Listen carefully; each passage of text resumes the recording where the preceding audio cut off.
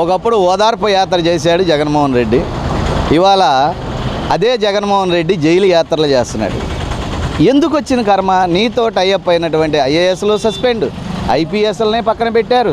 ఇవాళ మీకే మీ పార్టీలో ఉన్నటువంటి వీరిని, మీ పార్టీలో ఉన్నటువంటి వీరి మీద ఉన్న అభియోగాల నిమిత్తం, కేసుల నిమిత్తం, కేసులు ఫైల్ అయితేనే అరెస్ట్ చేయగలిగేది. వితౌట్ కేసెస్ అరెస్ట్ చేశారా? That is the news. చట్టం తన పని తాను చేసుకోదా?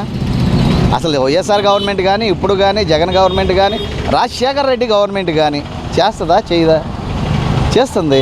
దానికి అక్రమ అరెస్ట్ ఏంటి? అక్రమ అరెస్ట్ అనేది ఎప్పుడు? After case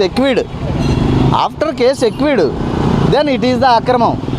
Satyambabu case false case. అది అతన్ని 10 ఏళ్ళు జైల్లో పెట్టారు. ప్రభుత్వం దానికి కాన్సన్ట్రేషన్ ఇచ్చిందా లేదా? గుర్తెచ్చుకోండి ఒకసారి.